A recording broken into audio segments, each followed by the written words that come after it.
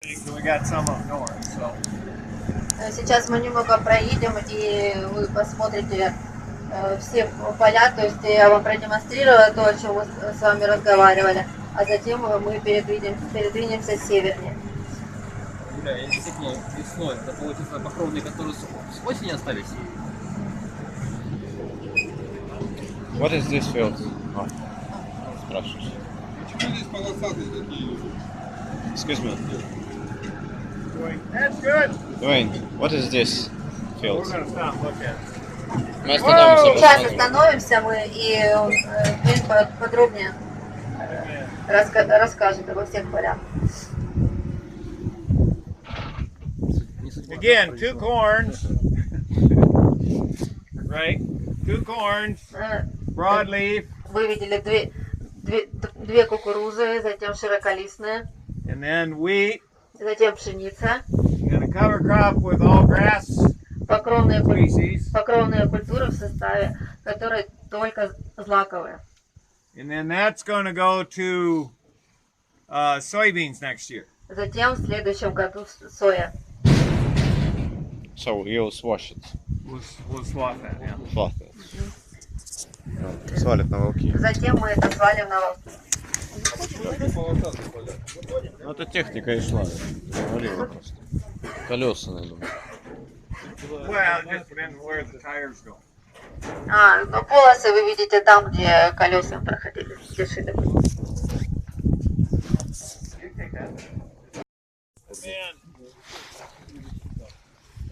Он поливает покровные культуры. Это то, как мы производим орошение. See, this machine is pulling the hose.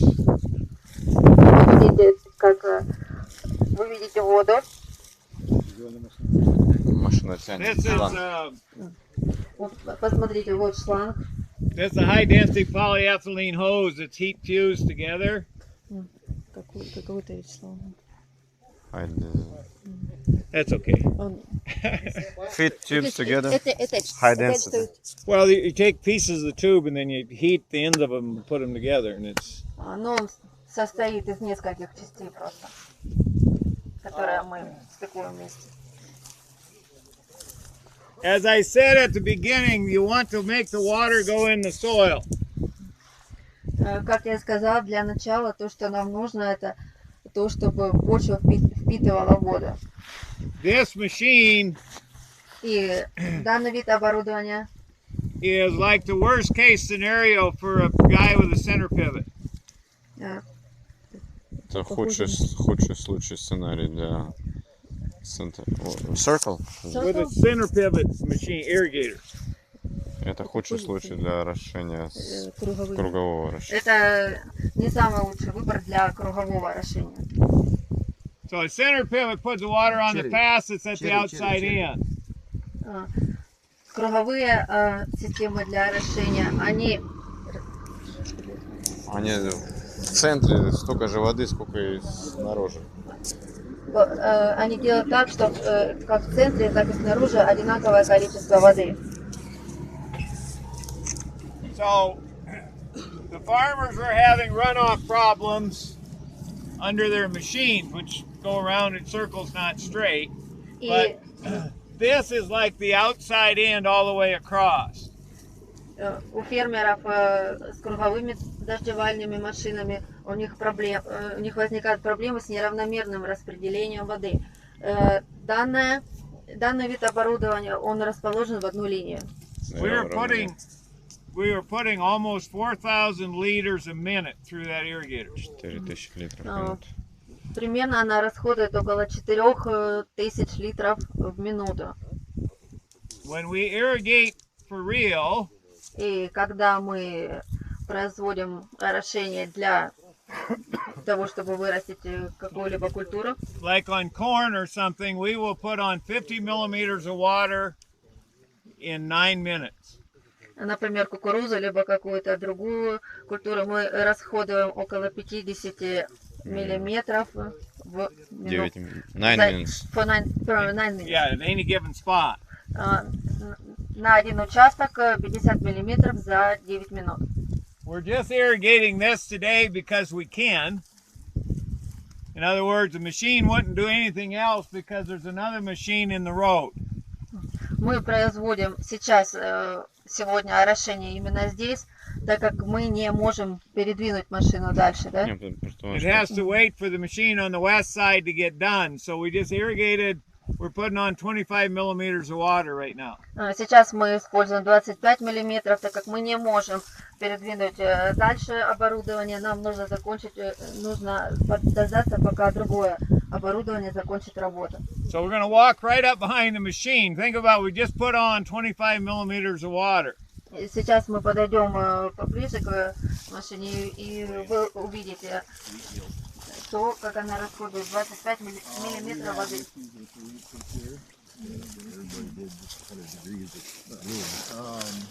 You know, it was just under 100, but it wasn't. Usually it's 120 or so. Yeah. Well, just the amount of residue here that you expect to sow in is kind of. So if this would have been a tilled field, come on in. Если бы Come on in. Don't be Это было out there. поле, которое обрабатывает, If you walked into a tilled field that just got 25 millimeters of water on it, what would happen? которое получает 25 миллиметров воды, что бы случилось? Что бы произошло? You'd sink into the soil. Она бы, вы бы утонули. да, вы бы уже утонули в почве. Your feet would get muddy. Ваши ноги были бы полностью в грязи. Okay. Why doesn't that happen here? Но почему же этого не происходит здесь? Jose's going to tell us. Вот эти парни, и они как раз вам об этом расскажут. What's happening, Jose? Что здесь происходит? So, I'm Jose. Я Хосе. I'm a soil scientist. Я ученый, изучаю почву. So I've been here 2.5 months here at Dakota Laics. Здесь, в Дакота Лэйкс, я 2,5 месяца. And we had one of our most severe droughts in decades. И в этом году у нас очень мало осадков, засуха. За последние 10 лет. Да, Like over 100 degrees Fahrenheit. За последние 10 лет, и к тому же очень жарко было. We Over wouldn't 40 do it today. C. У нас было 100 градусов по По Фаренгейту. Фаренгейту, да. You got to use Celsius, Jose. Come on, you're a scientist. But you wouldn't know it today. So this is very welcoming weather for us. Even though that might be for you. It's very cold and wet. But for us, this is welcoming. Может быть, вам не особо сейчас нравится погода, но для нас погода просто замечательная. So the reason we can add so much water in a small amount of time Причина, почему мы используем такое количество воды за такой маленький период времени, this is micropores that created by worms. это микропоры, которые были сделаны червями. There's these holes Посмотрите, там отверстия. that the worms have tunneled through and created this chocolate cake structure. То есть, когда черви делают свои ходы, это способствует улучшению структуры почвы. Делают пористую структуру. And then when the water goes through the large holes, И затем через эти большие отверстия может проходить вода. it stores the water deeper in the soil. То есть, соответственно, вода может сохраняться в более глубоких слоях почвы. So it can hold more and less is lost through evaporation. Соответственно, происходит меньше испарения влаги из почвы. Может сохранить больше. If this was tilled soil, you have very little tiny holes, but it won't go deep. It will just stay in the surface. Но если бы эта почва обрабатывалась, тут в ней не было бы такого большого количества пор и отверстий от червей. Соответственно, вода не смогла бы попасть в более глубокие слои почвы. So, for instance, for this is a no-till soil. The water goes through the large holes, goes deep in soil. If it's conventional till, the soil would be dry below that. It would still be dry below that. Получается, при традиционной обработке почва была бы еще сухой, примерно вот на такое расстояние. А так как почва не обработана и ходы червей, они вертикальные, поэтому вода по ним способна стекать в более глубокие слои. Не клей.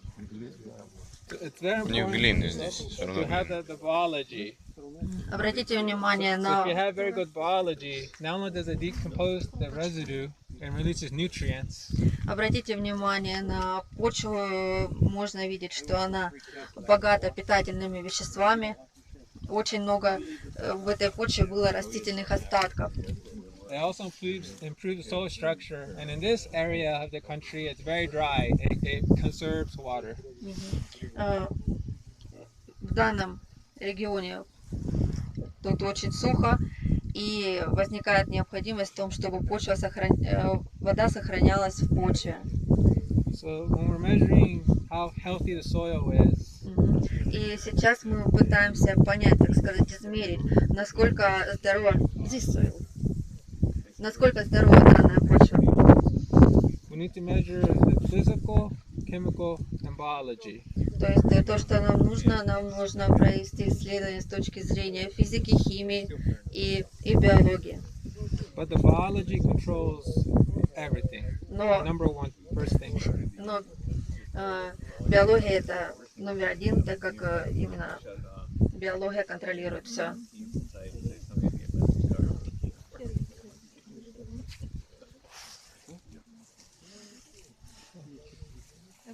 My turn? С какой нормой орошения сейчас поливают они? Did you 25 talk about миллиметров. night crawlers? No, I haven't thought about them coming out of the hole. Okay, now if we have some natives from your country. Тут у нас кое-что из вашей страны. If you look at the residue, Если вы посмотрите на растительные остатки, it's pulled up into little piles. оно как бы уплотнено по участкам. Маленьких кучках. Да, маленькими такими кучками как бы. And this is done by the Lumbruscus terrestris, or the night crawler. And that's that big worm that lives И все это происходит благодаря about this long. разновидности червя, который живет в данной почве. Он примерно вот такой длины. And he lives, that hole will go about a meter and a half deep. И он способен прокладывать ходы до метра, даже, возможно, 1,5 метра в глубину. And they're about every 9 inches apart, so you can find your own if you want to. В принципе, каждые 9. And it's really harder to see them when there's lots of residue because they haven't gotten it all gathered yet. Можно найти отверстия. Обратите внимание, как много тут растительных остатков. They gather this residue over their hole. Получается, что черви, они, когда поднимаются на поверхность, захватывают какую-то часть растительных остатков с собой и забирают Накрывают и эту норку свою. норку, да, получается, сверху ее We'll see прикрывают. that better on the other side of the road. Okay? And Мы сможем увидеть это лучше на поле, которое находится с другой стороны дороги. they don't have arms and legs, so they got to keep their tail in the hole, and they do this to pull that residue up over their hole. Так как у червей нет рук и ног, все, что они могут использовать, это растительные остатки для того, чтобы как-то прикрыть сверху вход. And then they pull the stuff down into the hole and grow fungus on it. Так как у червей нет рук, ног, они хвостом остаются в норке и вот таким движением притягивают растительные остатки, накрыть норку, а потом его захватывают внутрь, чтобы вырастить грибки на этих растительных остатках.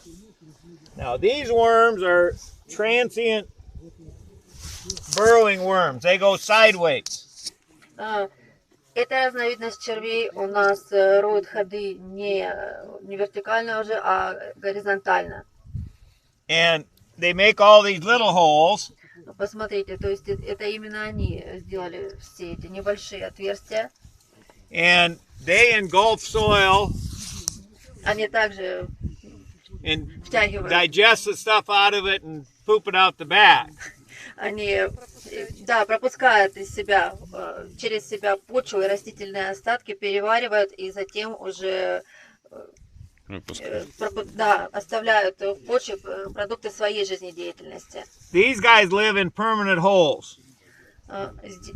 Эти товарищи, они обитают в Постоянно. Да, у них есть постоянное какое-то место, где они обитают. And they live in that hole for a good part of their life. То есть в этом отверстии они проживут If they leave the hole, they may not be able to find it again. Если они покидают именно то отверстие, в котором они уже живут, они более не способны вернуться обратно, найти, где они обитают. Okay, they only leave it when it's really wet because they're not necessarily very good diggers. Они не слишком хорошо прокладывают ходы, поэтому им для того, чтобы жить, необходимо, чтобы почва была влажная. You will not find these where you do any tillage. Если почва хоть как-то обрабатывается, то этого вида червей вы в почве не обнаружите. Would you live in a place where about every year somebody come and destroyed your kitchen and your bathroom and Понравится ли вам, если вы построите себе дом и к вам кто-то будет приходить каждый раз и да, и разрушать вашу спальню, вашу ванну и так далее? Okay, the transient burrowing worms, Этот вид червей, you'll find some of those where they do tillage in wet environments. You'll occasionally find those. вы можете их найти на обрабатываемых землях, если земли имеют достаточный уровень влаги. But their population is much higher where you don't do tillage. Но их популяции будет намного выше на полях, где обработка не производится. Okay, what these will do when it gets dry, they try to move down, and they lose a bunch of body weight and cover themselves in mucus and go dormant until it rains again.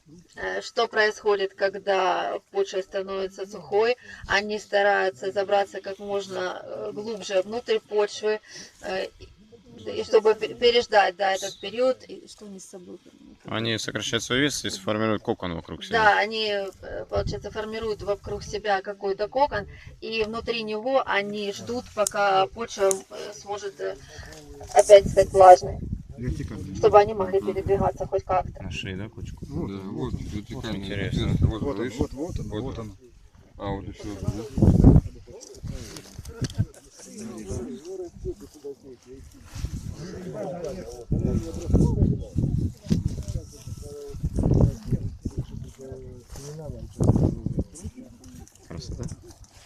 Да? Красота. Да, супер, супер. Аж противно, да? Юля, выставляй, где ты, Юля? Мы все фото сделаем на этом поле. Недостаточно воды, и поэтому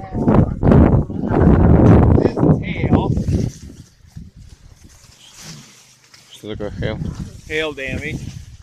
Это был град. Эти повреждения, да, они все у нас из-за того, что тут был град, прошел град. Now, I think we'll go. We have some. These are 50-centimeter rows here. Тут у нас междурядье 50 сантиметров. There's some 75-centimeter rows down here that gives us a little more room to look. Там чуть дальше мы пройдем в сторону, там у нас междурядье 75 уже сантиметров, и нам будет проще пройти и все осмотреть. So we'll go there, and their corn's not as good, but. Давайте пройдем сюда. Слишком, конечно, хорошее состояние. Да, посекло. Посекло градом. My tilling.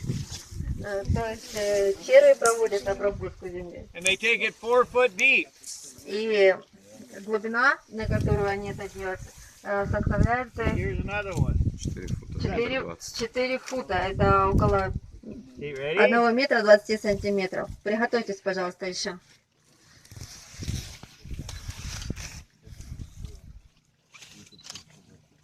Ничего себе.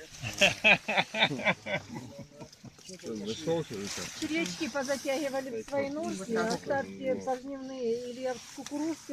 Now the late guys want to see it again. They want to see it again. They Хотите еще увидеть? И черви позатягивали листву. Вот. Я не вижу.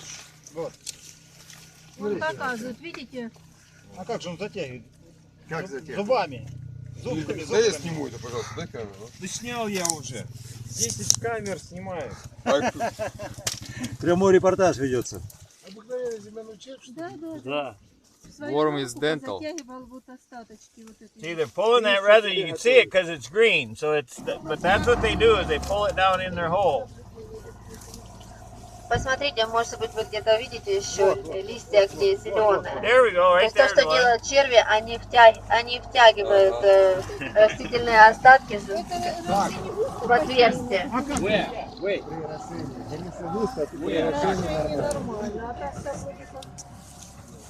Юля, спроси, как они втягивают. How do they work? Do they? How they grab this? How they can They they with grab? their teeth. Зубами вгрызается. Зубами. Yeah, and it's got its tail in the hole and pulls it over the hole and goes down and just keeps pulling it down the hole. Ну, хвостом. Он находится в норке и Да, And no arms and и legs. захватывает хвостом и постепенно продвигается по отверстию и втягивает. И что потом делает с ним?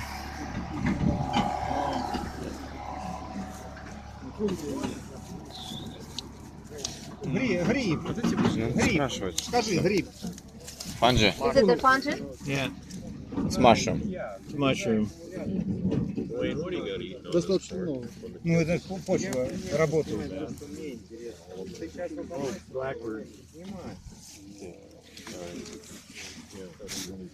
Because they got these big, big gaps. They put the big alleys in there in the wide rows, and the blackbirds come in here. They won't go in the It's a birds? birds. Birds? But it's worse where this is a study by Dow Agri-Sciences. They have plots. Я не слышу, что.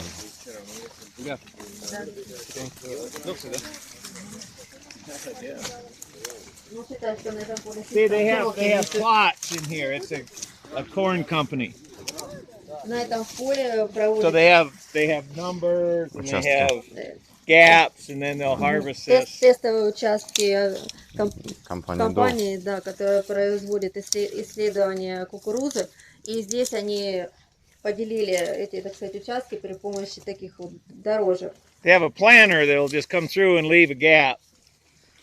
And then there's another one up there.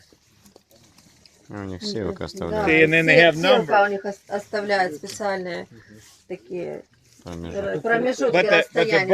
birds will come in here and eat. Ну а так как эти промежутки слишком широкие, птицы имеют возможность. See, that's the birds will. Покажите промежуток, да? Нет, дело в том, что между Yeah, рядами здесь there's your big 75, macro. и сюда легко проникают птицы и повреждают початки.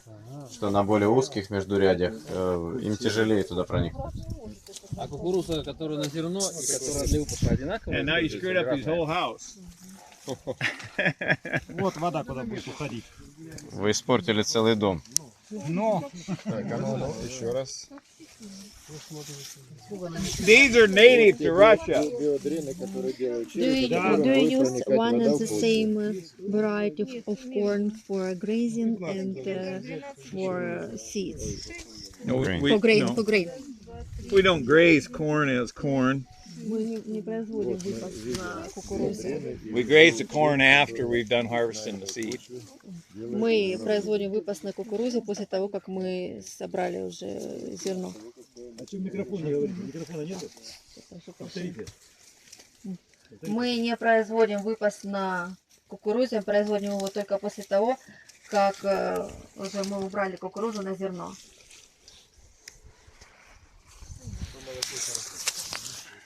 Интересно. Я думаю, это где-то здесь. Вот.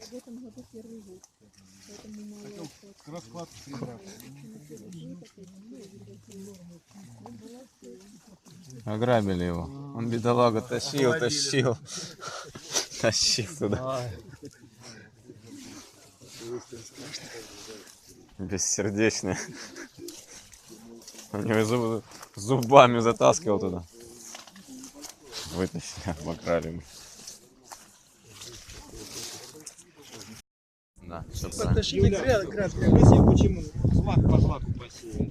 Да, меньше накопится тоже. Why did you see the cool season grass after also cool season grass?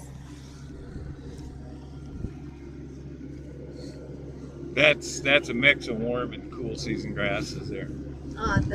Там на том поле, там смесь злаков теплого и холодного периода. Да. And what happens is the warm season grass will grow really well right now because it's warm. Сейчас тепло, и поэтому злаки теплого периода, они хорошо растут. And then when it starts to get really cool at night and whatever, it will stop growing. А затем, когда уже станет холоднее, по крайней мере, даже только ночью будет холодно, они уже прекратят идти в рост. And then the oats and those kind of cool season crops will grow. И затем пойдут просто овес и другие культуры холодного периода. And then we'll swath, so we get more production because you're doing both the warm and the cool. Because it's going to go to broadleaf next year. Да. И затем мы их...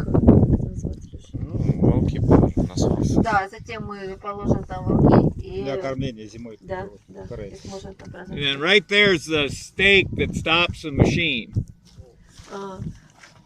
Тут здесь Столб, вы увидите, да, столбы, которые являются ограничителями для машин. So when that machine gets there, there's an arm on the machine runs into that stake and the machine stops.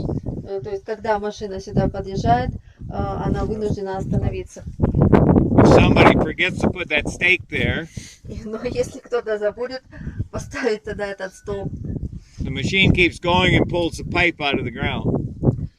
Машина продолжает свое движение и... It's not pretty. Вырывает насос из земли. Да, и насос просто... А как они шлангу потом переводят? How do you move the pipe? When we're here and then he's going to water this field next. Здесь затем мы собираемся производить орошение на этом поле. You shut off the water. You have to do that at the river. You go to the river, shut off the water. Then he hooks on the end of the pipe with a tractor and pulls it up to this thing up here. Мы Трактором трактором перетаскиваем. просто берем и перетаскиваем шланг при помощи Why don't you трактора. use some broadleaf, some legumes in these cover crops? We do have some But why don't in you, places, but not here. And why don't you do We do not use broadleaf there because we're going to soybean. На этом поле some brassicas? мы не используем широколистные, так как в следующем году мы собираемся здесь засеять сою. If I have broadleaves in there, my probability of having white mold goes way up. То есть, если бы у меня здесь Sclerotinia. были широколистные, This idea that you have to have every variety out there was not created by agronomists. Right? You have to be careful not to bridge a disease across from your cover crop to your cash crop. Can I translate? Yeah. Вопрос был в том, почему он не всевает в покровных культурах широколистные, бобовые, крестоцветные. Он говорит, что здесь будет поле под посев сои, и чтобы не иметь проблемы с совкой и с другими насекомыми и болезнями, он не высевает здесь широколистные. Спрашиваю, а насчет красноцветных? Он говорит, неважно. То есть надо быть очень осторожными, какие культуры вы высеваете, и думать на следующую культуру. И говорит, что вот эти разнообразные миксы, коктейли покровных культур придумали не агрономы. А если бы кукуруза была в следующем году, какой бы он посеял? And if you have corn on this field next year, what cover crops would you use? Перенести проблему одной культуры с покровной культуры на товарную. Размножить можно вредителей, которые повредят на следующий год. Okay, if I'm going to go to corn, the cover crops we use are some of the cool season grasses Если бы мы собирались засевать кукурузу, то культуры, которые мы бы использовали, это были бы злаки у нас холодного периода. And then we have the broadleaves in there. И также в смеси у нас были бы широколистные. The lentils, the peas, the Чечевица, rapeseed, горох, рапс. Maybe some, maybe some buckwheat. Возможно, гречиха. But the reason our soils have this really nice structure Причина, почему наши почвы имеют такую хорошую структуру, the thing that gives you that is carbon. это углерод. Crops like turnip and radish are very low in carbon. И такие культуры, как турнепс и редька, они очень бедны углеродом. So I think most people are missing the boat in terms of building their soils because they're not pushing enough carbon. It's carbon that holds the soil together. И мне кажется, некоторые фермеры, почему у них не получается выстроить хорошую структуру почвы, потому что они не уделяют достаточного внимания содержанию в почве углерода. Jose, do we get both shovels out of there? There's one. Вопрос. А почему все-таки мы под злак кукурузу добавляем злак? Мы не боимся, что Somebody was carrying it around. Проблемы. Don't you? Why do you use some grasses when the next year your corn is seeded? Don't Well, you if we're feel- going to do corn, we can use the cool season grasses because they don't have common diseases. Мы можем использовать злаки холодного периода, так как под кукурузу, да, потому что у них нет общих болезней. But in this field to the right here, Но на поле, которое вы видите по правую сторону от you себя, see only broadleaf. That field's going to go to вы видите wheat in about 3 weeks. вы видите только or month. широколистные, так как тут мы собираемся высевать 5 пшеницу. weeks probably. Через 5 недель.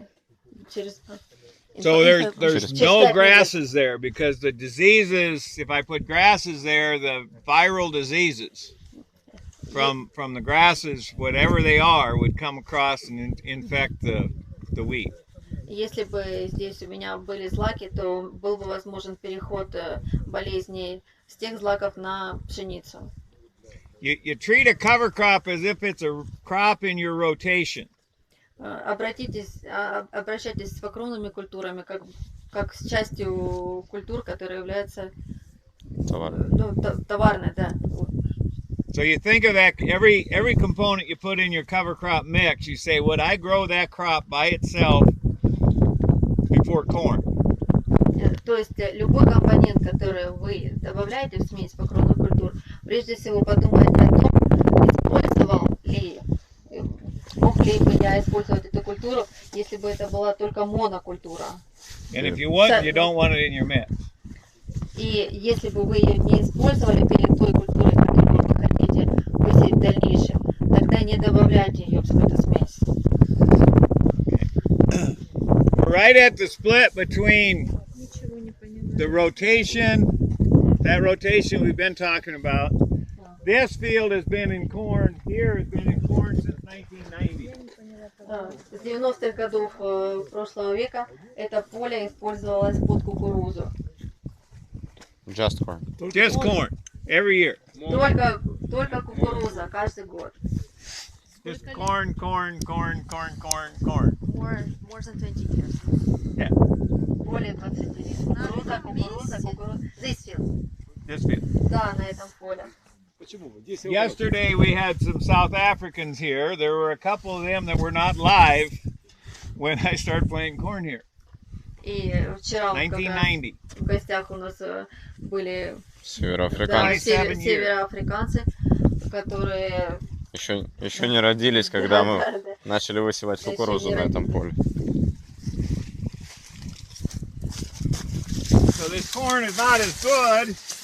эта кукуруза It's not as good as the rotated corn. But как кукуруза, которая используется в севообороте. But look at the residue level. Но вы только обратите внимание на то, на количество растительных остатков. Okay, and if we think of what was here native, it was all these tall grass prairie crops, very high in carbon, year after year after year. И если мы обратим внимание на то, что бы росло здесь, естественно, это были какие-то высокие злаки, которые богаты углеродом, которые росли здесь год за годом. So this is the rotation that has the most carbon. То есть этот севооборот, который помогает поддерживать как можно большее количество углерода в почве. So if you want to take a picture of a soil that has good soil structure, look at that. Посмотрите, насколько хорошая структура почвы здесь. Most of our crop rotations do not have enough carbon to really drive the soil the way it should go. Большинство наших севооборотов, они все-таки не обеспечивают достаточное количество углерода в почве. See how granular that soil is? Обратите внимание, почва гранулирована, да? This field got 50 millimeters of water yesterday. Только вчера это поле получило 50 миллилитров воды. Сухое, ну не сухое. Рассыпчатая. Я даже руки не пачкаю. Да, рука чистая. Сыпало и все. Вчера был дождь 50 миллиметров здесь. See how the soils are cohesive rather than adhesive? Yeah, I got clean hands.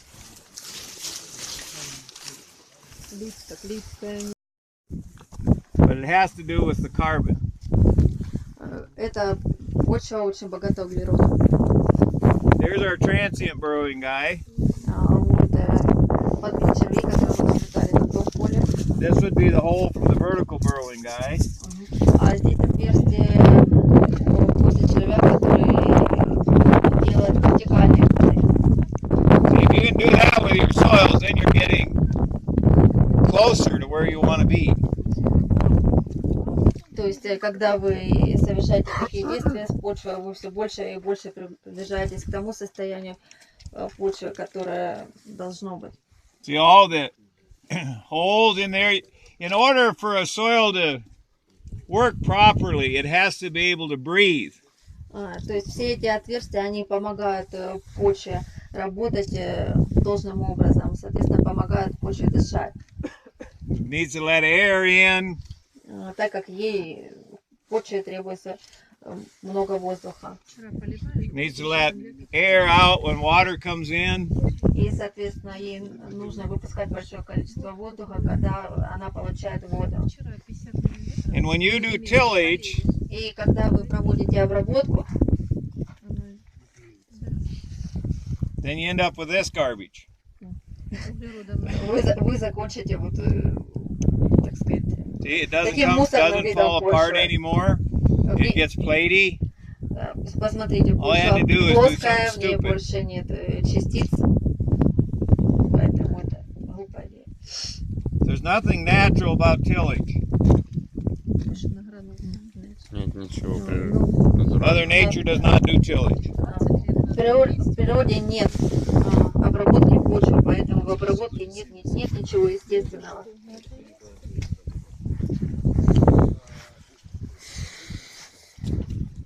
Почему они 20 лет? Это для опыта выращивают? Because people think of doing bake and they can't imagine that he's Парадокс. monoculture for 30 years. Well, but you got to do the stuff that you shouldn't do. How do I know that rotation's better if I don't have the comparison? Он говорит, ему нужно проводить эксперимент, но почему нет?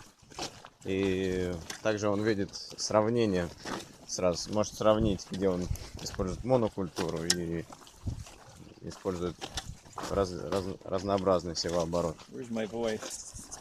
Gotta find my woman. Well, one thing at a time. Why would we do it? And then what are the yields? The question was asked is why do we do this? Monoculture corn. Вопрос был в том, почему мы год за годом высаживаем здесь монокультуру кукурузу. almost all the land around here is not irrigated. It's all dry land. Практически все земли вокруг, которые все поля, которые вы видите, это суходольные орошаемые. And prior to no-till, И до того, как они начали обрабатываться по системе no-till, almost all of the farmers grew one crop of wheat every 2 years. практически все фермеры выращивали одну культуру вот год. Пшеницу через год. Пшеницу через год. You do some of that in parts of Russia, right? With Of course. one И crop. насколько я знаю, что в некоторых частях России вы так и делаете. And that's what everybody did. One crop of wheat every 2 years. As you go north today, remember that. As you drive through that country, that used to be just one crop of wheat every 2 years. И если вы сейчас поедете в северную часть страны, вы, в принципе, можете увидеть то же самое. То есть пшеница, которая через год повторяется. And then they had livestock. И также у них еще есть и скот. So if you had irrigation, you grew corn every year because you could sell corn to all the livestock producers. И если у вас есть скот, то вы... Если у вас есть... Есть орошение. Если у вас есть орошение, то вы выращиваете кукурузу каждый год, чтобы продать ее тем, у кого суходол и содержит скот. The price of corn here was way higher than it was in Chicago or in places to the east because there wasn't any corn production here. Здесь цена кукурузы была намного выше, чем в Чикаго и в других местах, где кукуруза не выращивается, не производится.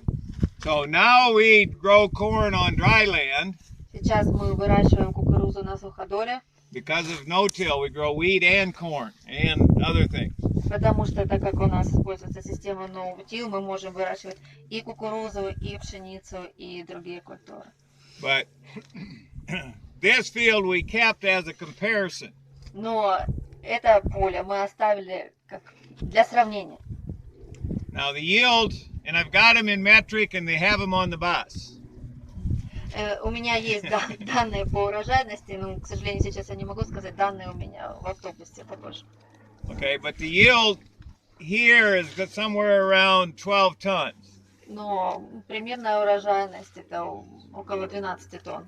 If I rotate corn and soybean, which that one is there, Если бы у меня был севооборот соя, кукуруза, как, например, мы делаем там, or I do the stacked 2 corns, the second corn is probably about 14 tons. то второй урожай кукурузы был бы уже примерно около 14 тонн.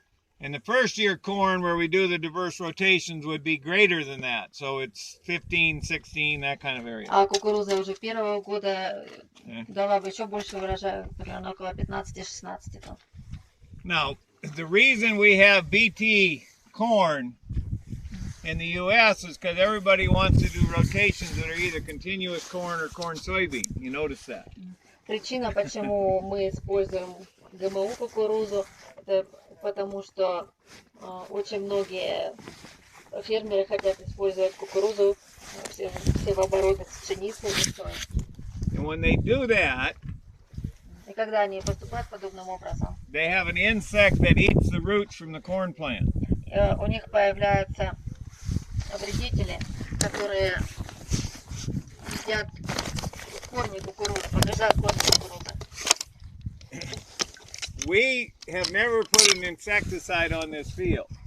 На этом поле мы никогда не добавляем инсектицидов. We were trying to figure out how to do corn on corn without having to use insecticide, without having to use BT. We didn't have BT when we started, right? Remember, that didn't come till... То есть мы пытаемся понять, как выращивать кукурузу после кукурузы, не используя никаких добавок, не используя инсектицидов. Okay, so we started looking at cultural ways, biological ways to control corn rootworm without using What is BT corn? insecticide. It's genetically modified to keep the worms out of the ears. Yes. And how do you, what is it? Bacillus thuringiensis. Это BT. Bacillus thuringiensis какой-то. Это тоже генематин. BT это Что такое кукуруза BT? Это кукуруза геномодифицирована с поселенными какими-то бактериями. Он назвал бактерии, это что-то там. Устойчивая к насекомым. Это геномодифицировано название. How do you control worms on your cabbage? Как вы боретесь с червями на капусте? How do you do that? Инсектициды. Insecticides. What kind of insecticide? Какой вид? У нас нет Просто кукурузников нет. кукуруза? Не-не. Карагел. Капуста или кукуруза? Что? You have this powder you Нет, sprinkle. капуста, я неправильно сказал, капуста. You have a powder you sprinkle on to kill them. Вы опрыскиваете это? Капуста или кукуруза?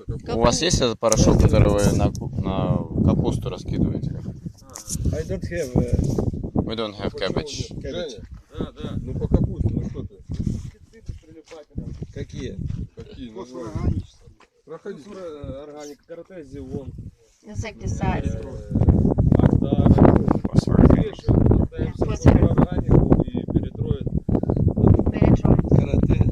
Phosphoorganic insecticides. Смотрим по вредителям. You don't use any of this powder that you No, put on that no kills powder, no powder. because the powder is Bacillus thuringiensis, which is a soil bacteria.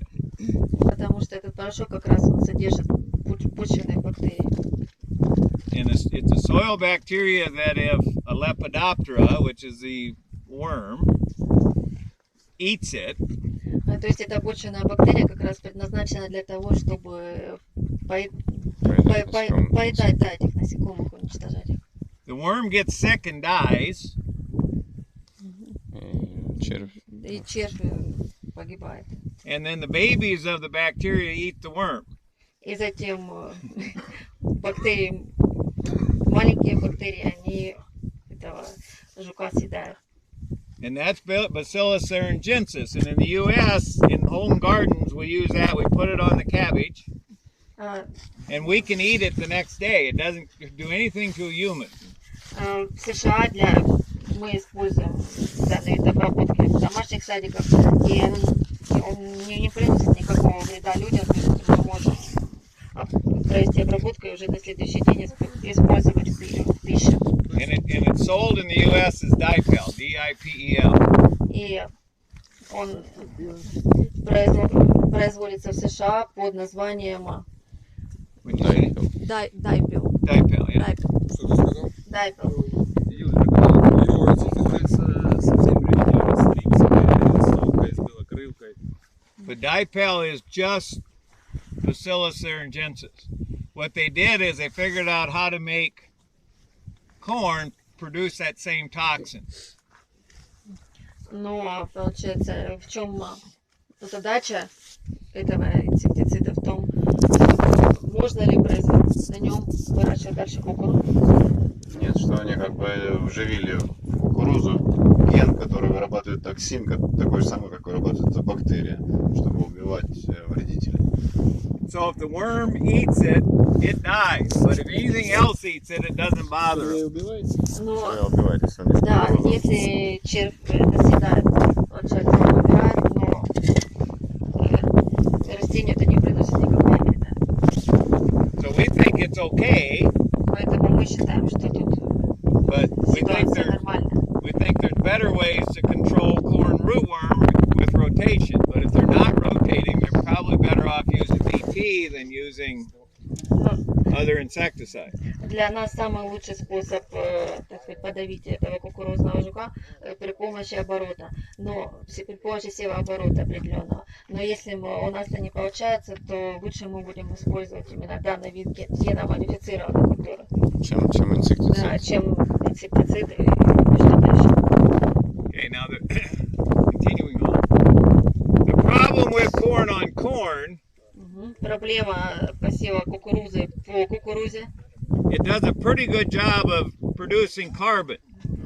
в том, что она уже не слишком хорошо производит углерод. Она хорошо But производит. it still doesn't put a root system as deep as the native grasses go.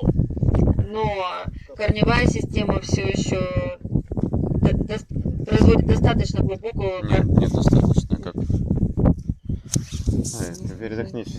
Не, понимаю. Кукуруза производит достаточно большое количество углерода, но недостаточно активно проникает в почву, как это делает естественная растительность.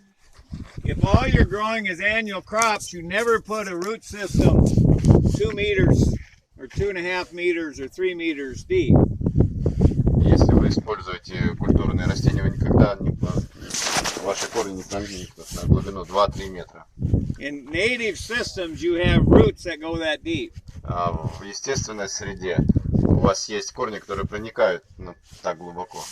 And what we used to do in farming is we would farm for a while, then we would put a perennial crop back in a piece of land for a while. That you like to do it, or you do Well, it? that's what we used to do in the old days, even in Russia, 100 years ago. Раньше, чтобы как бы получить вот эти корни глубокие, они какое-то время обрабатывали почву, а потом оставляли ее под целину, чтобы назад получить. So they put it in alfalfa, they put it in the grass, they graze it, they do something, but they put in a perennial species. Высеваются многолетники, допустим, как люцерна или другие многолетние травы, и на несколько лет оставляются, возможно, для выпаса. We still think that's a good idea.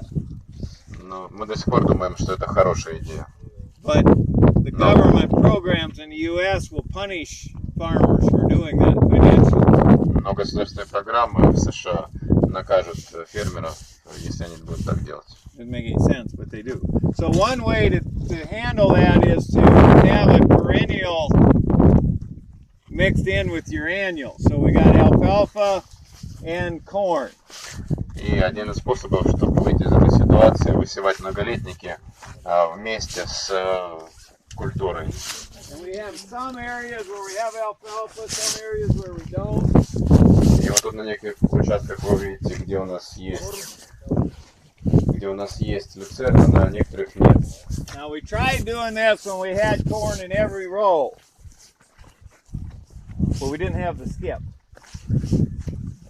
There's a skip there. There's no corn here. Тут есть пропуски, где не высеяна кукуруза. И там мы помечаем именно Try to люцерну. plant corn everywhere and have alfalfa everywhere. Но мы пытались поместить кукурузу везде и люцерну также по всему полю. But Без the пропусков. corn outcompeted the alfalfa. Но кукуруза подавляла люцерну. And so the lucerne died. So what we've done now is we put the corn thicker in 2 rows. И поэтому люцерна погибала. Что мы сделали сейчас? Мы поместили кукурузу ближе друг к другу в 2 рядах And then left a bare spot. и оставили пустое место. Now this bare spot doesn't have alfalfa, Но в этом пропуске нет люцерны. but down here we do.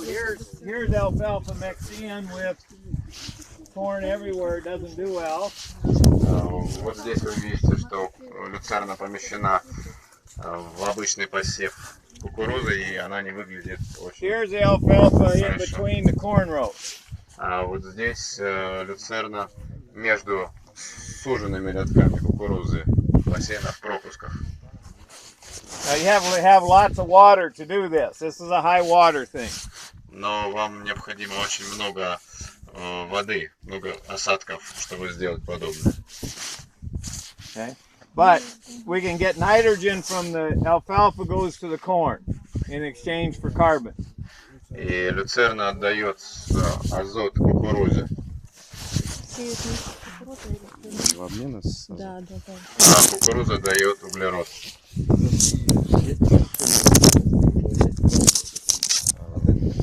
Does your yields are the yields higher? Little early to tell yet. Еще рано сказать, повышается ли урожайность. Делаю только исследования. It's a complex question.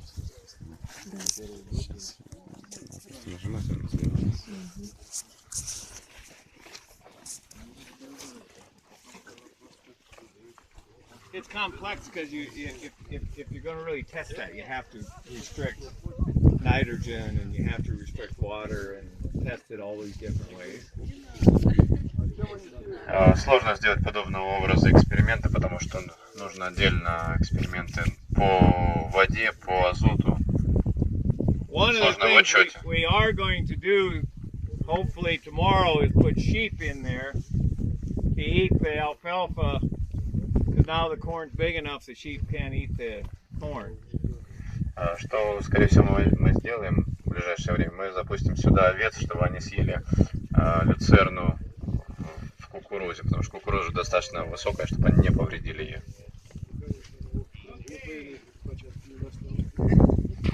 Не убрав кукурузу, запустит овец? Да. Они кочаны не поедят.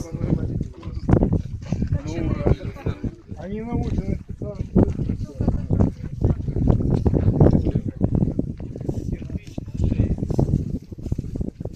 So this is basically all broadleaves. It's going to go to wheat. Покровная культура, которая в основном широколистная.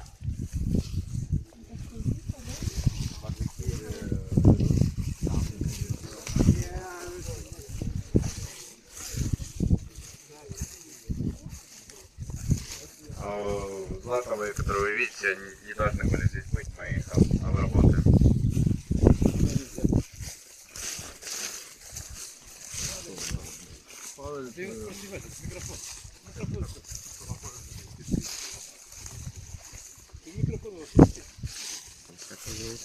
Дуэйн. Дуэйн.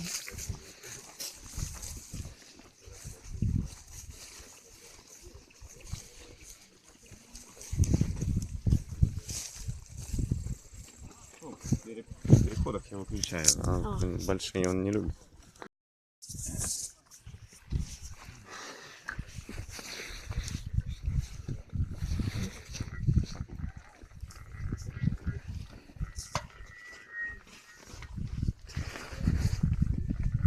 Warming up. It'll be a nice day. Oh. Ready? Yes, ready. This rotation is corn soybean. Это всего оборот кукурузы и сои. What they do in the corn belt. Как они делают в Штатах, где только кукуруза и соя You высеваются. notice their soils got better as we put more and more carbon into the system. Вы видели, как наша почва становится лучше, когда мы помещаем больше и больше углерода в нашу систему. Down in here, you'll see that the soil is very bare. Давайте, просто меня попросили. Подойдя сюда, вы можете обнаружить, что почва очень голая. Very easy to see the middens. See, there's one there, and there's one there, and one there. They're about 9 inches apart. Вы можете увидеть вот эти кочки, которые образуют. И даже цвет почвы, он светлее. Камеру подержи, поснимай.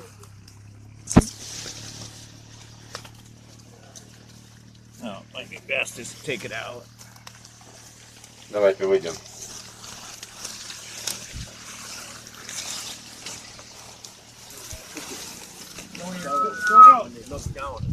So when the soil gets bare, you see the bare spots, and then it seals up. And the water won't go in there. What is it, silt? Because of what raindrops hit the soil, and there's nothing protecting the soil. Вот когда вы смотрите здесь, вы видите голую почву, и когда дождь падает на землю, она запечатывается, и она больше не может проникать внутрь почвы. So there you see, we still have the night crawler. See that night crawler pulling the... И все равно, видите, больших червей, вот он втащил лист свой. Вытащим. Don't pull it out. Не вытаскивайте. Посмотри, какой размер этого отверстия. Смотри, насквозь.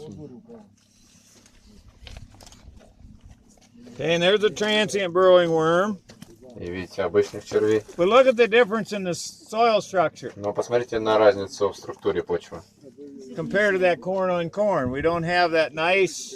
По сравнению с кукурузой по кукурузе. У нас нету такой хорошей структуры гранулированной. Ну, тоже неплохая. But still nice. Well, it's still okay, but it's not as good because we don't have... we got the plating. Структура хорошая, но не настолько хорошая, как там. У нас много червей. They were trying to have sex and we screwed it up. Они... Мы помешали, у них там были отношения. interrupts with all their fun. Влезли в чужую семью. Да, мы им See, there's a leaf going down that hole. Видите лист, который находится в этом You can't отверстии. really stabilize the soil Вы не можете стабилизировать почву, if you don't have enough carbon. Now, these soils here are very similar to the steppes of Ukraine and Russia. They're the loess soils. Да, вы не можете наладить как бы почву, если у вас недостаточно углерода. Эти почвы, они похожи на почву в Украине и в России. Most of our soil isn't this good, but this side of the farm is. В основном наши почвы не настолько хороши, но с этой стороны они But достаточно хорошие. those soils, your soils, will tend to do the same thing. It'll get this platiness unless you get enough carbon in there and quit doing tillage and get enough carbon in there. На ваших почвах будет происходить то же самое. Вот они будут вот так пластами формироваться, если вы не внесете достаточное количество углерода в почву. Okay. Пластами это плохо получается. Ну, наверное, структура не настолько хорошая. Remember, any two earthworms can have sex, right? How many? We just take two, any two, because they have both parts. Вы помните, что первые Всё пары снимать. в зависимости от их пола. Любые два червя могут спариваться. And in the U.S. now they can get married and they can have insurance. And И в Америке пары тоже могут сейчас и пожениться, и иметь страховку.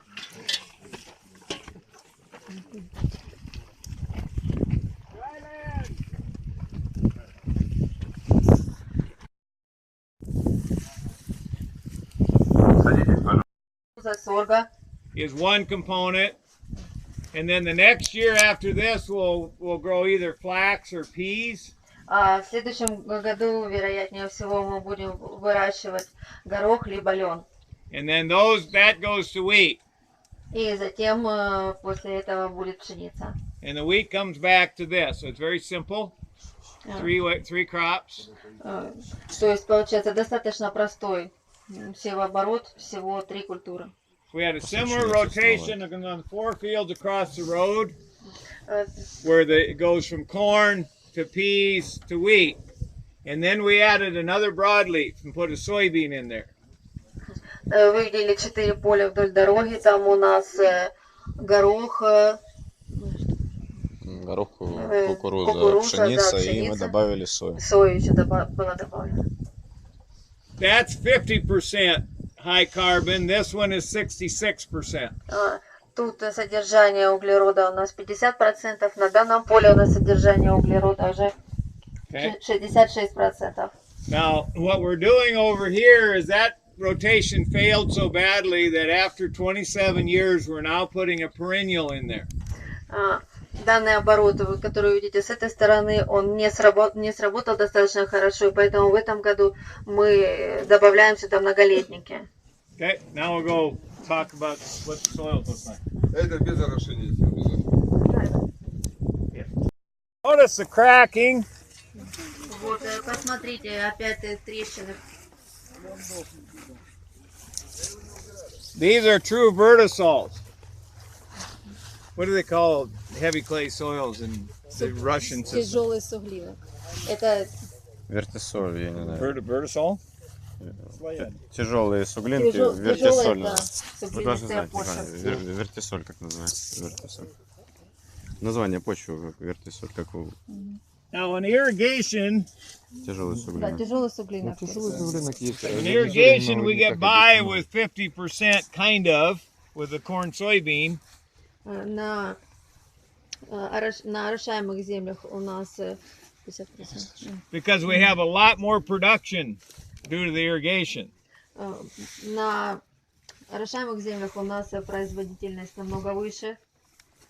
But if you do that on dry land, Но если вы делаете то же самое на суходоле, you get these very platy.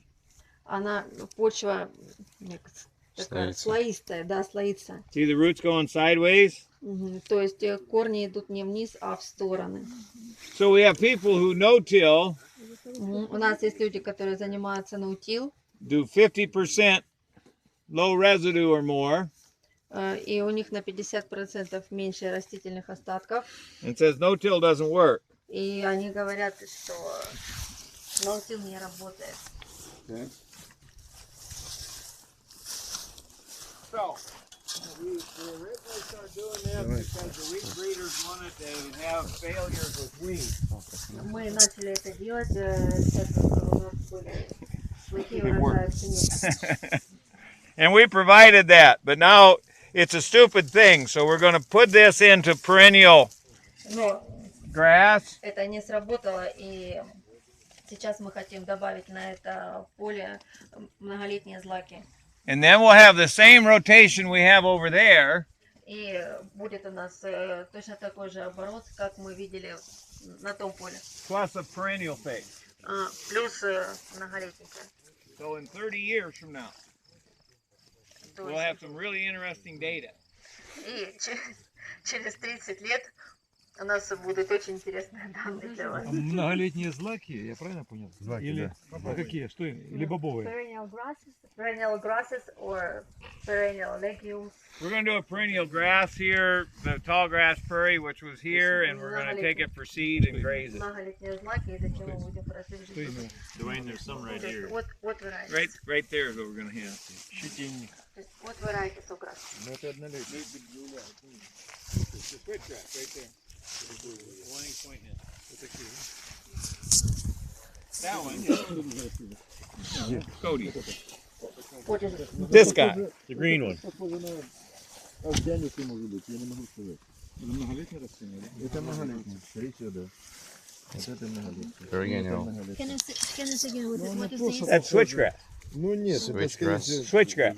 In Latin. Щучка? Cody in Latin. Come on. I'll look it up for you. Okay. Get out your phone. Какая-то злаковая трава. Да, это злак. Видите, профессор тоже не помнит, доцента просит. Да. Ответить на вопрос.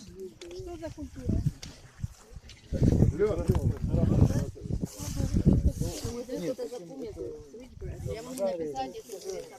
Panicum virgatum. Николай Андреевич. Panicum virgatum. Паником. Panicum virgatum. Просто куриная, может быть. Паникум. Panicum. Паникум. Я не вижу. Я читаю. Паникум вергатум. Ну это куриная просто тогда. Куриная прова, она Да, многолетняя. Это однолетняя. Ну, это многолетняя. Он скажет, что многолетний злак. Не, однолетняя. Но он говорит, что многолетний. Да не может быть. Short in Russian. Type down in Russian. Translate to Russian. Cody, you doing something here? I do. Покрывная культура. Сели, наверное. Почему они с вином так поступили? Зачем? What's the problem with this flax? Why didn't you harvest it? Почему они? I don't know. Пройдемте на другой поле. Duэйн. In Russian. Switchgrass in Russian. Rosa. It doesn't know. Google doesn't know. It doesn't know. I think it's translator. Yeah. You need to do the thing. Just Google. Not in translator. Not in translator? Oh. Yes, just in Google. Oh, He okay. knows more translations. That's actually so important. Объясни ему, что в России я занимаюсь больше 30 лет прямым посевом и бинарными посевами. То, что мы видели с кукурузой. He's doing no-till in Russia for over 30 years. For 30 years. And with cover crops, he has a lot of this research and some kind of scientific. He's a professor. How do you call PhD? PhD. Right. PhD in Russia is. А это сейчас дистанционным обучением занимаюсь Works фермеров. in State University of Rostov in Russia. Okay. And now that's here. He got his own business. He organized the distance education program, and he makes that distance education on internet. So that's his business card. И о вас тоже мы разместим материал на обучение. And he'll put some your materials, some on his course. He'll tell about on his website. Можем обмениваться информацией. You can exchange information, some research you can share. возможно, возить сюда студентов, аспирантов. Здесь здорово. He likes it. He says that you're doing a pretty good job here. Lots of research, and Russian university is interested to bring some students in here to make the experience exchange. So that they would like to arrange to bring some students here for a week or 2 weeks, so they can study, make their studies. Алексей магистр. Учится. Скажи, что ты I магистр. also am studying in college in Crimea. Not the same, it's separate. I'm also studying for agronomy. I'm not doing scientific work. I'm a farmer. I'm my father. Okay. Yes. Just additional information. Lady. Well, because it doesn't have enough. Doesn't have enough carbon over there to hold the structure. В почве недостаточное количество углерода для того, чтобы она удерживала структуру. This was farmed for many years, wheat and summer fallow. И много лет. One crop of wheat every 2 years. Can you repeat? Well, this land here was farmed for many years. Older land. Yeah, and this particular parcel too was farmed before we started to irrigate and whatever. It was before we took over. It was wheat and summer fallow. Только 2 года. До того, как здесь начались эти все исследования, эти земли были во владении у фермеров, и здесь был севооборот через год пшеница. Пшеница каждый 2-й год. We have that little bit of loess on top, and that will give you more platiness than a really heavy clay. But it's lack of carbon.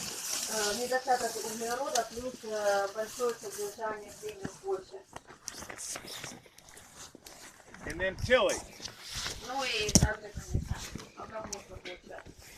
We're making it better.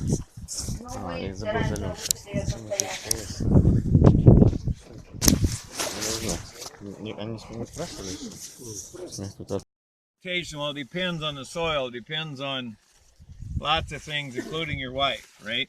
So, И все спрашивают, какой же лучше севооборот тут применить вообще? Это именно тут. Он здесь селся. Вообще. So the rotation here, we do 2 wheats, 2 winter wheats. 2 раза озимая пшеница. And then we do a year of broadleaf, which I call catch as catch can broadleaf. Затем 1 год у нас это широколистные. How do you call it? Широколистные культуры. Well, catch as catch can is a rodeo term. Rodeo, right? Термин из родео применяет. And what it means is if you're going to rope one of the little calves, you can catch it any way you want to. You take your rope and you throw it, and if it catches the ear or the head or the foot, it doesn't make any difference. You can, as long as that calf has a rope on it, when you get to it, it's okay. Ну как термин родео, если ты веревку хочешь поймать маленького теленка, то куда бы ни прицепилась веревка, это будет нормально, ты подойдешь без проблем. So what we do after our 2 years of wheat, where we have really heavy residue. После 2 лет пшеницы у нас достаточно плотные растительные остатки. We'll put cover crop in. That's the cover crop you saw down in the building. That's start going in today. Нам нужно произвести посев покровных культур. Это как раз те покровные культуры, которые вы видели там на ферме. И как раз мы собираемся сегодня начать. And then we're going to plant a broadleaf next year. Whenever the soil is ready to be planted, we'll find a broadleaf that has that seeding date and we'll plant it. So if it's ready early, we'll plant an early season broadleaf. If it's not ready early, we'll wait till a little later and we'll plant something else.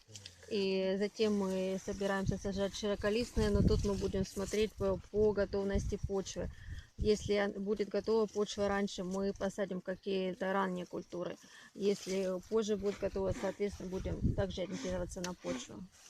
And we're trying things like winter canola or winter rapeseed, which you guys can grow, but we have trouble here because it's too cold. Мы хотим попробовать озимую канолу, либо озимый рапс. Ну, не знаем, как они сработают. Because if we could seed that in the fall, that would be great. If winter peas, winter lentils, we've tried those, we have difficulty. Так как мы пробовали озимый горох и озимую чечевицу, и у нас с ними возникли сложности. But the idea is we let the soil tell us when it can be seeded. Но идея основная состоит в том, чтобы почва сама нам подсказала, когда же производить посев. Then after that broadleaf crop, we go 2 years of warm season grass, sorghum first, and then corn.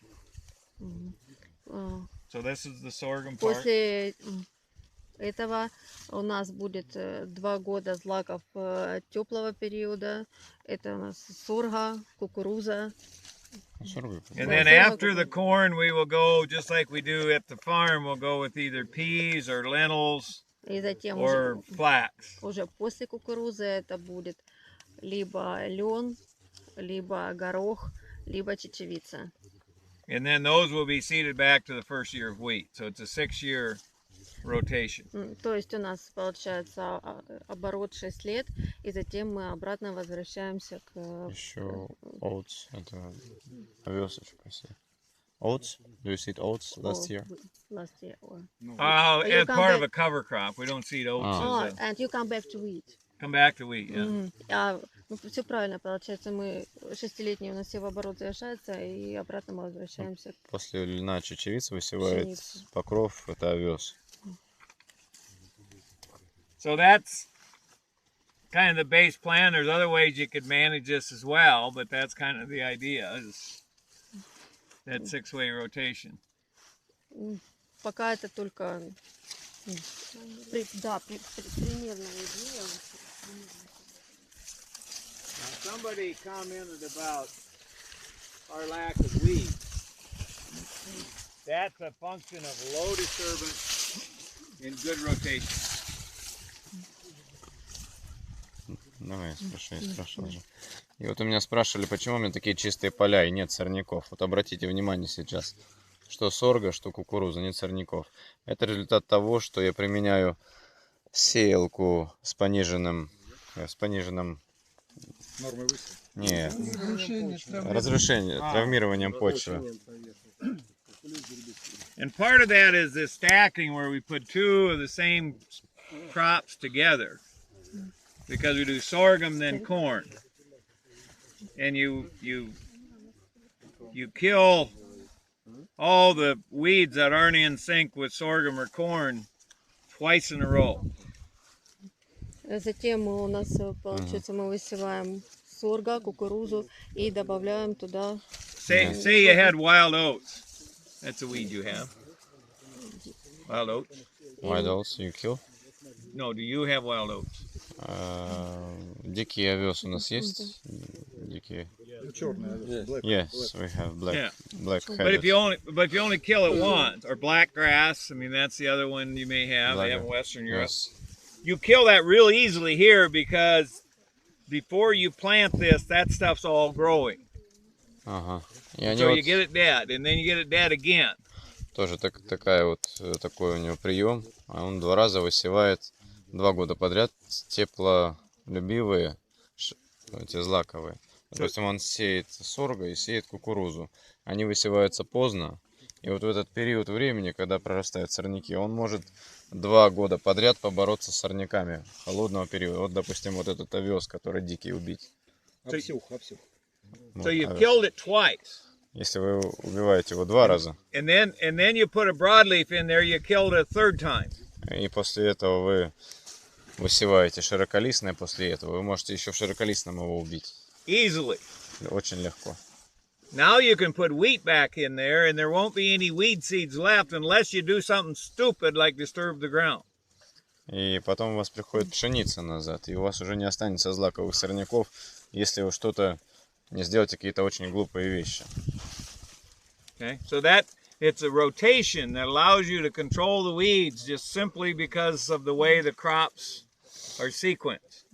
И именно так севооборот позволяет вам контролировать сорняки. Как раз из-за той частоты, с которой вы высеваете эту культуру. So the idea is to find, in terms of weeds, they're very vulnerable before they've had a chance to get established.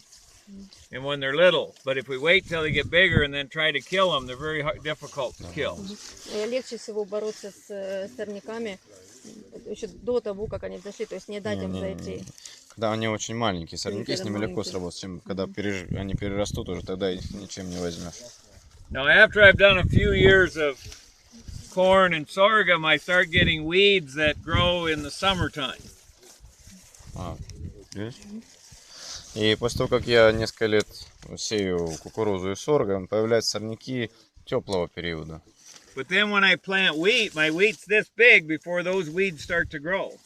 И когда я сею пшеницу, у меня пшеница уже вот такой высоты перед тем, как эти сорняки начнут только прорастать. So they don't have a chance. У них нет шансов. I mean, the whole idea is to be smarter than the weed. И вся идея в том, чтобы быть умнее, чем сорняки. You're smart enough, but we are not. Ну, а до обеда мы видели поля, где не применяются такие севообороты. Там однолетняя пшеница, однолетняя кукуруза и однолетняя соя, да, там было. Почему там тоже чисто? Down there on the fields we saw before, we mentioned that you have another crop rotation. You don't have 2 years wheat, 2 years corn. So what do you do? And still your fields are free of weeds. Well, but we do have. If you look at the corn soybean has more issues with weeds. We spend more money on it. But if you look at the wheat, sorghum, pea. Wheat, sorghum, and pea. Right, that first dryland rotation. And so? Well, you still get the broadleaf weeds dead 2 years in a row by having wheat and sorghum. Right? You have, you get the warm season weeds dead 2 years in a row by having the peas and the wheat together. See, you're doing the same thing. It's just not quite as effective as if you do the stacking. То есть, конечно, проблемы там есть проблемы, вы, может, обратили внимание, где кукуруза и соя высевается. Вот там чуть сложнее это сделать. Но вот в севообороте, где, допустим, есть соя, где есть горох, соя, пшеница, там легче. Вы 2 года, допустим, можете побороться с широколистными в посеве пшеницы и в посеве кукурузы. 2 года можете из этого, то есть он объединяет, побороться с тем, что с ранними. То есть там можно хитрить, но надо быть умным достаточно. Notice where we seeded the cover crops. The only thing you saw growing was the cover crops because we didn't disturb any weed seeds. И когда вы видели наши посевы покровных культур, вы видели только покровные, там не было сорняков. И это только потому, что мы не разворошили почву сильно. И на покровных культурах не было вообще гербицидов. До сих пор все же мы не используем технику, которая мало разрушает почву. И поэтому сорнякам нет шанса. Even with, like we used to have these markers on our cedar, that disc that would make a little mark so you could see where to drive. We'd have one line of weeds wherever the marker went. Но вот там, где у нас идет маркер на сеялке, там вот эти полоски, они все в сорняках. У нас тоже. They have the same. Yeah, and I saw that and I'm going to quit doing that. And we went to dye markers and then to GPS. И после этого, как мы увидели и сообразили, что даже маркеры вызывают сорняки, мы убрали их и стали использовать GPS. Еще вопрос? So Rick, you take them to La Viandre too? The La Viandre monument? Потому что они гербицидами борются, да? То есть они носят гербициды. Идея в чем? по одному и тому же Okey-dokey. бить несколько раз. Have fun. Минимум 2, а лучше 3. Тогда ты убиваешь все. Вот в чем идея, понятно? Ты по одному и тому же имеешь возможность. Надо спросить. Дуэйн, can I ask you about the technology? So, for example, you seed 2-year wheat. What herbicides do you use to control broadleaves? How much is it? Much herbicides so it's so clean, or Well, once I have the system going, so my total weed control, and I just give you a few for this year, but the total weed control would be, Roundup burn down of some sort after the pea thing to the first year of wheat, and then it would be после гороха Roundup применяю? Roundup to Okay. 2,4-D thing before wheat seeding. Not on a GMO crop. Not Not in crop. No, just before, after pea harvest, before we seed the winter wheat. If there's anything growing, we spray a little Roundup and 2,4-D. Мы применяем гербицид сейчас после гороха, после уборки гороха, перед полем, где будет высеваться пшеница. Там применяем небольшое количество глифосата или 2,4-D, может смесь. And then we'll use Bronate, Bromoxynil plus NCPA in the wheat, if we need to.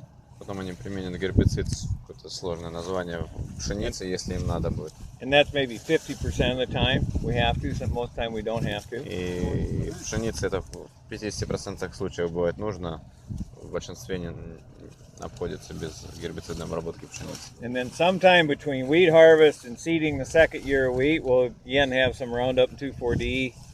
Между пшеницами мы опять проводим обработки глифосатами и 2,4-D. And then Bronate in the second crop of wheat. И опять этот бронит во второй пшенице второго года. Going to sorghum like this, if I do that after my 2 wheats, which we do down there in that one rotation, we spray Roundup. We have cover crop in that double wheat. That's what we're doing right now, so there wouldn't be any herbicide there. This fall sometime we would spray Roundup 2,4-D and 1.5 pounds of atrazine. In 1.5 pounds of atrazine. What is this? What is it? Atrazine. It's herbicide? It's an herbicide for corn and sorghum and whatever, long residual. On soil herbicide? Soil herbicide. You spray it what time of in the the year? fall. In the fall, before the next year you see the sorghum. And that's what happened here. We had 1.5 pounds of atrazine last fall. Фунт с половиной акразина. Because then we know we're going to have moisture to make it go to work. It's a soil active thing. В общем, между пшеницами у них бывает не применяют гербициды, когда высевают покровные культуры, но если не высевают, то применяют осенью, допустим. После пшеницы на осень они применяют вот этот гербицид 1,5 фунта на гектар. Именно почвенный гербицид, который идет под сорго. Чтобы было достаточно влаги, чтобы он сработал. И уже весной сеют сорго. So next year, if it's a GMO corn, I would do Roundup and Bromoxynil. В следующем году у меня кукуруза идет, если у меня кукуруза идет, in the corn. Да, если идет кукуруза устойчивая к глифосату, я могу обработать глифосатом, раундапом по кукурузе и также с добавлением специального гербицида. And if it's non-GMO, I would come in with Accent, which is Nexuriflon and Bromoxynil, and a little bit of atrazine. Если это не глифосатоустойчивое, то он задает сюда никсурор метилом. And then going back и вторым действующим. Going back to the peas after corn harvest, I mean, as soon as we're done grazing out there, we'll come in and put on some 2,4-D and sulfentrazone and some pendimethalin. All those are soil applied. The sulfentrazone and pendimethalin. It's for the peas or? For the peas. After corn harvest, after we're done grazing, late in the fall, we'll come in with a fall application of. После того, как убирают кукурузу, они делают выпас на поле. После того, как закончат выпас, уже поздней осенью, они применяют вот этот состав гербицидов, что он озвучил, но я его не знаком. There's a really nice mix of different kinds of herbicides. None of them are expensive. И это очень хороший микс разных хорошо действующих гербицидов, которые стоят на самом деле недорого, но вместе работают очень хорошо. И это именно почвенные гербициды, которые под горох следующего года применяются. То есть он их применяет поздно осенью. А что, не промывается, получается, до весны? Now why do you apply these soil herbicides late in fall? Because it's dry in the spring. Потому что весной очень сухо. Because it's dry in the spring. Весной сухо, и он не сработает. Не будет влаги. You need to have the moisture take them into the soil to work. Промоется и все. Да, вам нужен просто влага, чтобы гербицид сработал. Почвенный. And if you wait till spring to put them on, the weeds already get a chance to start before you get a rainfall. Если вы применяете почвенные гербициды весной, то сорняки уже прорастут до того, как сработает гербицид. I talk a lot about that in that no-till guidelines that I just gave to Steve. That translation I told you about. I talk about this. It's better to hear it from you. It's more understandable. Okay. Он говорит, что в распечатках есть схема, как он это применяет. You used to take those herbicides and you'd work them into the soil, right? Like trifluralin, you would work that into the soil, right? Well, pendimethalin is the same as trifluralin, other than it doesn't degrade quite so easy. And и говорит, что есть какой-то гербицид, который необходимо заделывать в почву, но он применяет другой гербицид, который работает хорошо. Он просто распределяет его по поверхности, и он все равно очень долгое время держит и долго распадается. Can you tell us, is it written on that paper which herbicides you use and when? Which herbicides? Well, but it's not important what mine are. Это не важно, какие я применяю, потому что мои сорняки отличаются от ваших сорняков. I talk about examples in that one paper about here's an example of ones that we do this with, but у меня там есть один образец, пример, как я применяю, какие гербициды the idea применяю. Is to prevent the weed from growing. Но идея предотвратить сорняки от прорастания. А температуру применения гербицида осенью? What the temperature is suitable for that soil herbicides in late fall? Well, you don't want the ground frozen. No, до морозов, до Потому что кукуруза поздно убирается. You don't want the ground frozen. Anytime other than that, you're okay. Корову выпасать, после выпаса коровы. То есть его надо применить до того, как промерзнет земля. А, как промерзнет? Да, до того, как земля промерзнет. You can put fertilizer with your water when you spray to keep it from freezing. Вы можете добавить удобрения во время опрыскивания, чтобы предотвратить ее от замерзания. So you can spray when it's really cold, but you don't want the soil frozen. То есть вы можете опрыскивать, когда уже достаточно холодно, и главное, чтобы не промерзла почва. Gotta go. Got work to do.